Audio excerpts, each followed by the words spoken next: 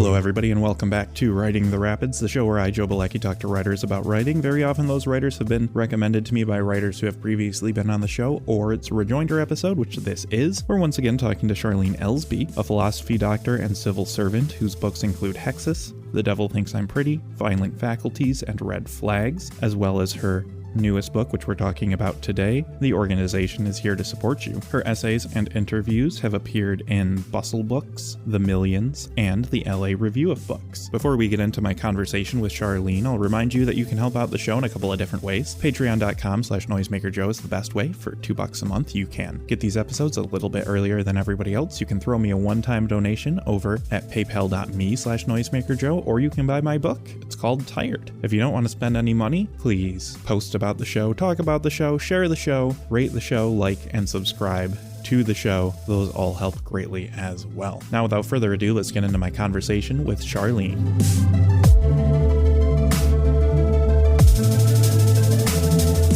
The Organization is Here to Support You is, it's interesting. I was, social anxiety or whatever, or maybe it's just professionalism, planning out things I'm going to say to you even before I had read the book, and I was ready to be like, oh yeah, this is like a huge departure for you, and it's kind of not. Like, aesthetically it feels very different. Your other books tend to be grimier, and this one's a lot more like clean aesthetically in terms of like the world that I'm living in while I'm reading the book. But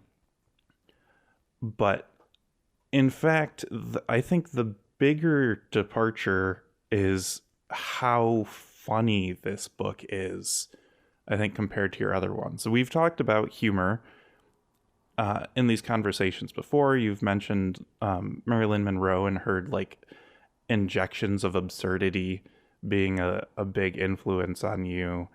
But like, I laughed an awful lot while reading this book, in between covering my face in frustration. I was hoping you would. You know what happened? I was reading Dostoevsky, and one of these books I'd never read before, called The Village of Stepanchikovo. And in the introduction they had where he's complaining that he tried to write a funny book. It's a funny book. It's a hilarious book. And he was complaining that it didn't do well as his other books, how people didn't want him to write comedy books, but it was the most fun he's ever had in his life. So he was happy with it. And I was like, I'm going to do that. I would like to be happy. If for a brief moment I could but feel joy like Dostoevsky did writing this book, I would like that. But you're right, it's clean, and there's no explicit violence. That's true. Yeah, like I thought it was a big departure when I wrote this. And when Sam took it for Weird Punk Books and he wrote a little, a little blurb for his newsletter, he's like, it's thoroughly Elsby. And I'm like, oh, I guess I didn't depart all that much. And now people are telling me it's much the same because of the inner monologue, because of the solipsism, because she's got my voice. Yeah, I guess it's like it is you. There's Elsbyisms, but it is a different side of you. And it's an exploration of, right, the more humorous and absurd, and right, but I can have two feelings. Right, you can. Yeah, there's a lot less sex in this book too. So yeah, like it is very different, but I was just like kind of reminded, your voice is consistent, I guess is what it is. There's a cat, and the cat plays an important part. Oh, I will note, this is, I suppose, kind of a non sequitur. The copy I have has a cute little cat sticker on the epilogue page. How did that get there? Which I very much appreciate. And as I was flipping through the book, my wife saw the sticker and gasped. And she was like, do they all have that? I don't know. No, just the special ones. Just the special ones. I love that because Just when you... the advanced copies that I put a sticker on when I lovingly package them for my favorite people. I love that. And when you get famous, this will bring me many dollars. And I appreciate that. You're welcome. The frustration in the book, Devin is a character whom I have not personally encountered. I think being a man, I think I tend to dodge those types of people, and not really working in a corporate setting. But my friends know Devin, and I've heard from Devin, and I have seen screenshots of Devin's emails in real life, and my God, how do people like that exist? I don't understand. We all know Devin. Devin bro is universal. It's so awful. We talk a lot about in these conversations about my sort of discomfort with being reminded about how men make women feel. And one of You're not responsible for all of them. No, I'm not. And I refuse to be held responsible for all of them. But there was a bit of a meme, I don't know, a couple years ago, where it was like, please give me the strength of a mediocre white man. I remember that. And I remember thinking to myself, you gotta aim higher. Guys, I don't have that. What are you talking about? No, this is awful. Please, but no, it's the Devin bros that they're talking about. My mediocrity is I think a different flavor. But it's, it's one of those things where and I don't think this is gendered. I think this is just me, but my whatever confidence I have could easily be dismantled by somebody saying to my face, hey man, you're not very smart, or whatever, right? If someone walked up to me and was like, hey man, your podcast is actually pretty bad and boring, that's how I would think of it. But Devin doesn't have that part of his brain. No, it's just like, fuck the haters. Yeah.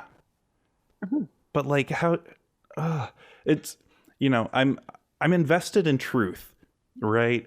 I like truth. I don't necessarily, I don't know. As I get away from that one ethics class I took in college, I'm, I guess, becoming less of a relativist and more of no, I think there's kind of a foundation here. Even if it is unreal, Max Stirner fan that I am, the abstractions are keeping us chained up, but I also understand that the abstractions are, or at least should have, some sort of rationality to them. So I, as a person, want to understand where they are at so that I can function within it. But a person like Devin makes me think, oh, maybe it is just chaos. 2025 has been a big year for me saying, wait, does nothing matter? Can I just do whatever I want? And just, if somebody calls me on anything I do that's dumb, I can just be like, no, you're dumb, and then keep moving forward. Yeah, exactly. I think that's it. And it's no, you're dumb, and I keep moving forward. Or I say, yes, that's dumb, and I'm going to continue doing it anyway, because I have that kind of freedom. But this is, you always ask the questions that make me go places I had not anticipated I would go at the start of the competition. This is a competition, right? A conversation. But yeah, I mean, Devin Bro didn't grow up with that objective sense of reality. And I think, between different people, the extent to which you listen to the criticism has to change if you're going to be capable of coming up with any objective sense of what reality is. Because people are going to tell me I suck more often than they're going to tell Devin. And so, in order to maintain some kind of real concept of if there even is a such a thing as an objective self-worth, I just gotta say they suck. No, you suck. Yeah. Yeah. And move on with your life. The anxiety that is brewing right here in my chest right now as I think about it You doing all right? is palpable. I'm having a real physical reaction to thinking about that. And this is like a common theme in my private life anyways, like trying to have confidence or assert positive things about myself. Like, I am a good husband and father. And it's like, well, everybody whose opinion I care And about dog says I owner. am. But what if somebody on the internet says I'm not? Yeah, you know what it is? I'm a Democrat. I'm constantly worried about appealing to this mythical voter who Oh, doesn't exist rather than listening to my base. okay. And you're constantly listening to that one person who doesn't exist as opposed to the real people who are telling you what to do and how to act. Right. Listener, don't be like me. Be more like Devin. And so then, of Devin course, succeeds. Devin gets what he wants. Devin does. And so I don't want to do too many spoilers. Because I think the twist at the end is genuinely shocking. Which I commend you for. I was like, how is this gonna end? Like, she keeps getting closer and closer to Dick's door, and there's fewer and fewer pages left, and I'm just like, what is it just gonna end with him like being like, what are you doing here, and then closing the door on her, or letting her in and fade to black, or what? And then it is neither. It you know, it's got a sort of like 1984 type of ending. And Yeah, I had a few options in mind for that. yeah, you And had it was like weird that I actually had, several options for endings that I considered before I wrote them. That is new for me. yeah. I'm glad you chose the one that you chose. Mhm. But one realizes that, the organization is, or maybe it isn't. The ending makes it feel like the organization has like a very specific plan, kind of down to the minutia of what's going on. Yeah. So throughout the book, it kind of feels like Devon succeeding is an accident, where it's just like nobody who could stop him is paying that much attention, or maybe there is sexism within the upper ranks of the organization, where they're like, 11's more than 10. I don't know what to tell you. There's really no difference between the UN and a kitchen. I mean, a kitchen has results, so there's that. Oh, burn. But like, no, like Devon is a pawn to create the conditions for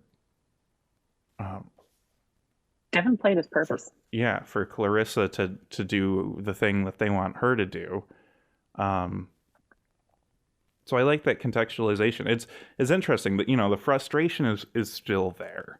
The frustration that Devon succeeds and Clarissa doesn't, and her friends don't and won't. But it's like it becomes scarier, right? There's horror throughout the book. It's a mundane horror. The term I heard a couple of years ago that I use a lot now is par evil. There's a lot of par evil happening. I love that. Par evil. And then at the end, it's like, oh, this is beyond.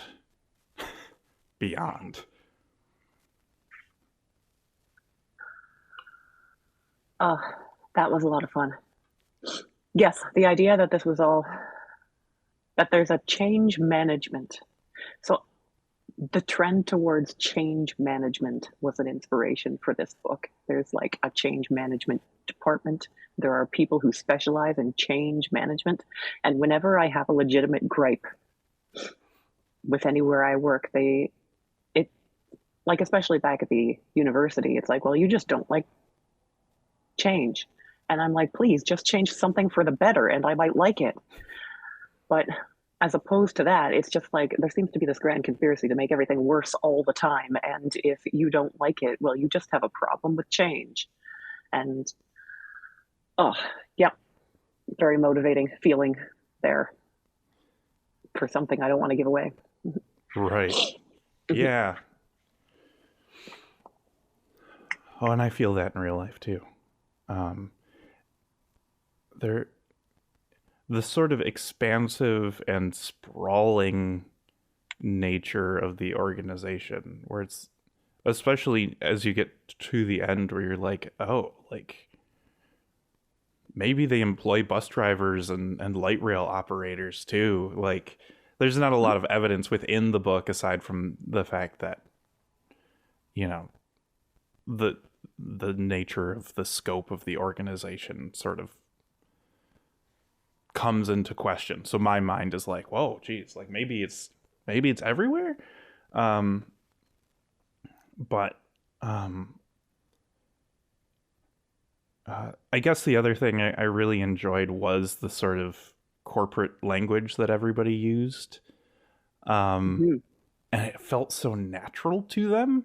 Like I didn't feel like they were putting on the corporate vernacular. Like, it felt like, oh, this is just how they speak to each other. Yeah. And like that, again, you know, the horror being subtle is like, oh, like, that's scary. That, like, my workplace is changing the way I'm talking, which any esotericist will tell you that the words you use creates your reality. Yeah, that's a scary thing too. It has. It's like when I wrote that book, I wrote the corporate speak because it seemed strange to me. And I was like, I'm going to write this down and try to, you know, inure myself to that strangeness. Because I know that over time, you're just going to become one of those people who speaks only in acronyms that make sense to the people in your immediate vicinity. And stop having that sense of being completely lost all the time when somebody is acronyming at you in a way that makes no sense. But now, I'm one of those people. We're talking about the PMIs or the KPIs for the PMS for the whatever program. And it's just like, well, yeah, we want to communicate effectively, and that's how we talk. Mm-hmm. It reminded me of the movie Nightcrawler with Jake Gyllenhaal. Have you seen that? Yeah. Where he speaks like, you know, that movie is like, what if an alien came down to Earth and only watched like motivational TED Talks and then was sent out into the world. Which, again, you know, it's horrifying because he doesn't talk like a person. Yeah. And all this kind of brings me back to Clarissa being,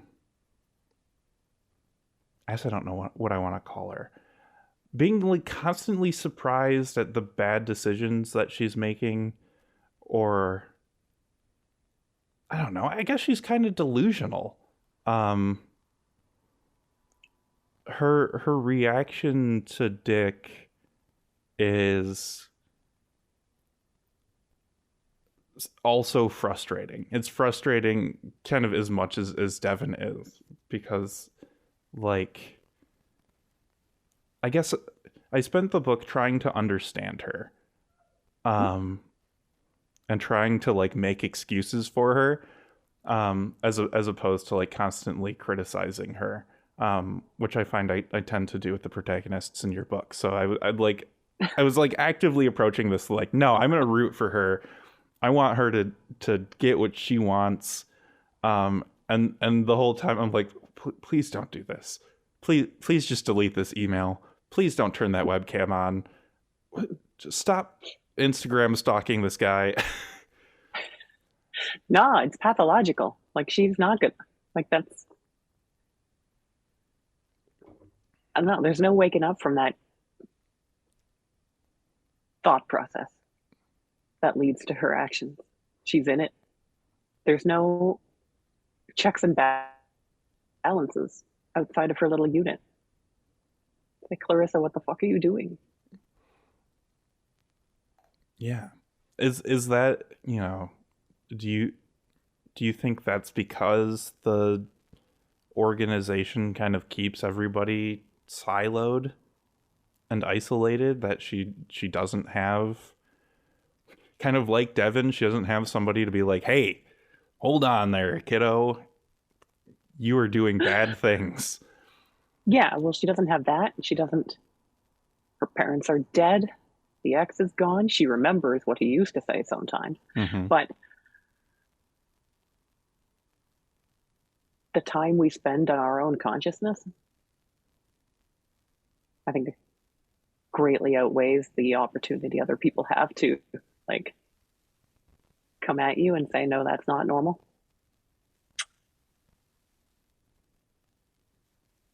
Yeah, I don't know. I relate to that part. Like, I will get lost in my own consciousness and not have those checks and balances. And at a certain point, it becomes self-fulfilling because, you sense the crazy coming on and then you decide not to ask anybody because they might tell you you're being absurd. Right. Mm-hmm. Which is potentially more uncomfortable than doing something weird. Right? Because, putting on the brakes and adjusting your trajectory takes a lot of work. But again, but other people are just going to judge her by her behavior, which is not that weird. Yeah, I guess there's so many things we do that people don't see. Mm-hmm.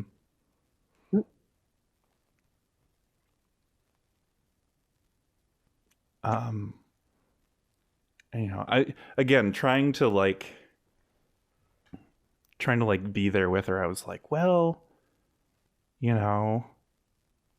maybe it's because his emails are written so differently, right? Like, it feels like he's a completely different,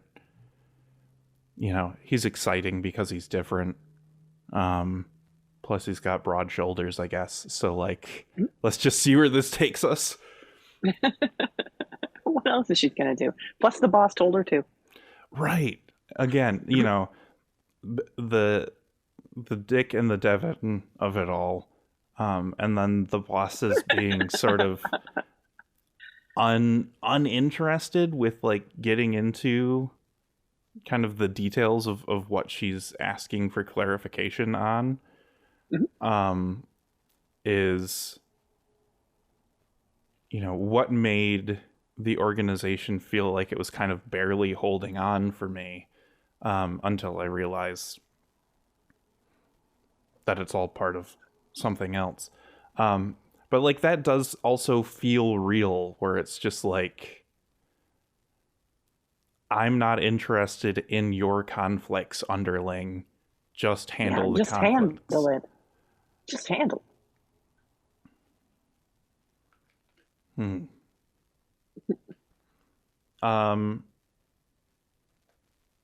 then there's the cat, Dorian. Is there a significance to having these three important characters all have D names? Or did that just happen? I never thought about it. I never thought about it at all. Oh. Dorian is named because he is gray. He is a gray cat. So he is Dorian Gray. And that's supposed to reflect how Clarissa is, a smarty pants. She may once have had an interest outside the organization. Right. And that, that was something that popped into my brain a couple of times where like she's referred to as doctor and it's mentioned that she has a PhD. And I'm like, I'm not sure what you even really do for work. And you have a PhD and it doesn't seem like you need a PhD for this. Yeah. Personal detail. That's what happened to me after I left academia and got a job that requires a BA. So it's just like this artifact hanging on the end of my name now that kind of makes people respect me a little more, perhaps, when they read the end of the email. They're not as mean. But yeah, I just added that useless text on PhD. Yeah. I like it. It added just an extra bit of texture where, again, as she's being kind of dumb throughout a lot of the book, where you're like, but no, girl, you're a doctor. Please stop. But also know that the tact on Doctors PhD can be is dumb real. too. No, yeah, sure. You have Dr. Jordan Peterson, who's maybe one of the dumbest men on the planet. He got a PhD. There we go. And he's saying shit that has nothing to do with his PhD, and people believe him. I don't know why. It's just like Christianity for dummies, but sure, you believe that he's some kind of authority. Go for it. That's the sort of stuff that makes me think I should get a PhD. But I really don't want to spend the money on it. I'll just pretend I'm a PhD. You could do that. But who's going to call you on it? Right. I'll get one of those mail-in PhDs like they had during the Satanic Panic, where I can get a PhD in like angelic studies or something, just by... Yeah, well, there's a lot of online schools too. Just pay the money. There are. Yeah, in Michigan, there's a university that just started a program where you can get a bachelor's degree on your phone only. Ooh. Isn't that fun? How convenient. I can ride the bus or something. Yeah. Get a degree. You pay like $2,400 every third a year, or third of a year, every 4 months. I don't know, I had to make that difficult. Every 4 months, and they got little podcasts and worksheets, and you just do it all on your phone. And that's been holding me back because I've been thinking about getting another degree, but what's holding me back is I didn't want to get my laptop out of my bag. Yeah. So if I could do it on my phone, I think I could really succeed in the world. Right. I do want to say that, like, I feel like the younger generations just like don't computer the way that we do. I feel like I've read some like millennial memes where it's like buying a plane ticket, that's a laptop purchase. You have to get your laptop out for that and for doing big transactions. Yeah, whenever I do important stuff, I need like the web browser to actually be on a screen and have it fit. I do. Actually, I also need it to work though. Yeah. I also need a computer for work. Yeah, I don't even like writing emails on my phone all that much. No, I only have like 2 functional fingers according to my phone. I can be so much faster. That's so funny. I'm glad that we're I'm glad that we're on the same page with that. I need computer. Please keep computer. I don't want a Bluetooth keyboard and a tablet. I want computer. Some people write on their phone. Yeah, and to be fair, I do a lot of that too. I do write. Poetry is quite easy to write on my phone, so when I feel the need to do that. You're right, that is easy. But no, I have definitely, especially during like National Novel Writing Month, in a pinch, I'll bang out 1,000 words on my phone as I'm falling asleep to hit my word count for the day. That sounds terrible. With the with the tiny screen and the tiny fingers. Well, my wife and I have a relationship where we're constantly texting each other, and have been since we started dating back in Adobe Acrobat Reader and Acrobat Manager updated successfully. Thank God that sound. Oh, thank goodness. Oh my goodness, Windows security. I'm so glad that those sounds are in my podcast now. I didn't hear those sounds. Maybe they're not there. They came through the speakers, which is how I'm getting you into my recorder. So okay. I'm pretty sure they're there. And if not, maybe I just sound crazy. And then we'll just tell people it's an alarm.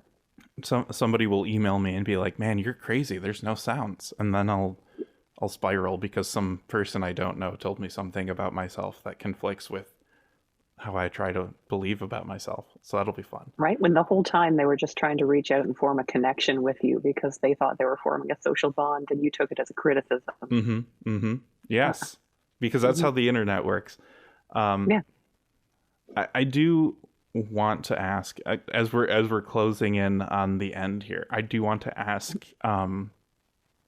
because again, aesthetically, departure,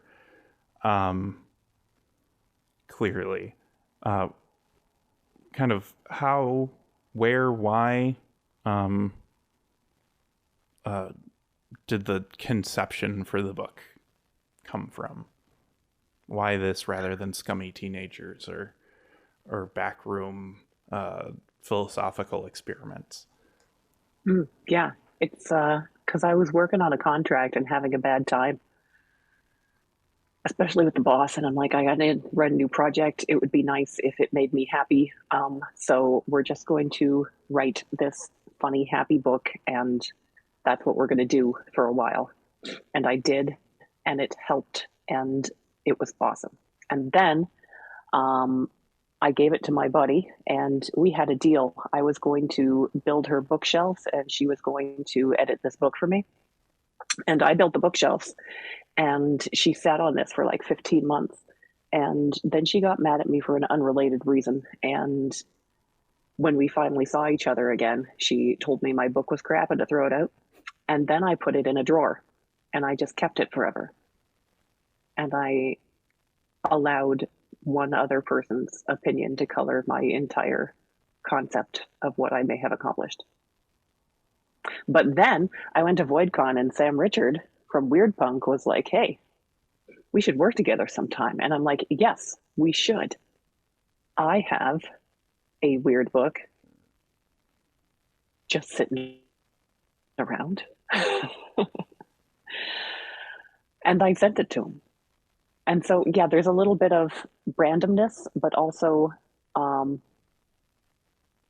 this is a departure because I needed to have a different headspace, and I decided to make that for myself. And this is one of the magical things you can do writing books, is just decide what to be for another while in your day. And Clarissa was there to support me.